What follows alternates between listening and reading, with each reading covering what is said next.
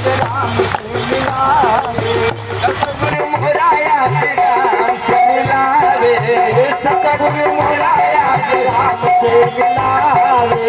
दीपक चाले सुने बिन कान के, दीपक चाले सुने बिन कान के, दर्शन करावतार वही भगवान के, दर्शन करावतार वही भगवान के।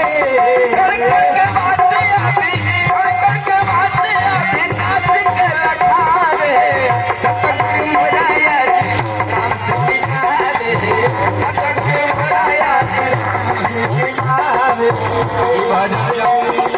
खत्म ना हो साथ संगत जी,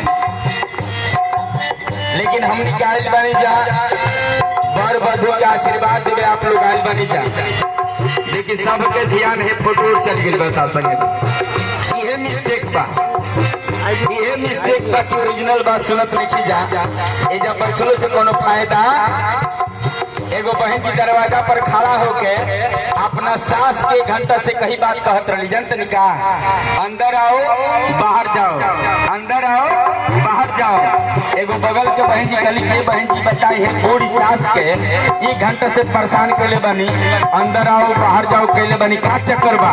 बहन जी गली की तू ना जनबू, ये सब योगा के कमाल है। सुबह हम टीवी देखत रहनी है नु, रामदेव बाबा योगा सिखावत रहे हैं आ कहले कि सास के बाहर भीतर करे के वैसे हम अपने सास के बाहर भीतर क्या रे पगली, या तो तू टीवी के सामने समय से नहीं खूब बैठल, आप बैठलो बड़े तो ध्यान से सुनल है। यही तो हमनी के सत्संग में बैठल तुझे ध्यान से सुनत नहीं की जाए, कहली कि टीवी के सामने समय से नहीं खूब बैठल, आप बैठल हो बड़े तो ध्यान से सुनल है नहीं खूब। रामदेव बाबा सास के बाहर भीतर करे के बात ना करते रहे हैं, तो श्वास के बाहर भीतर करे के बात करते।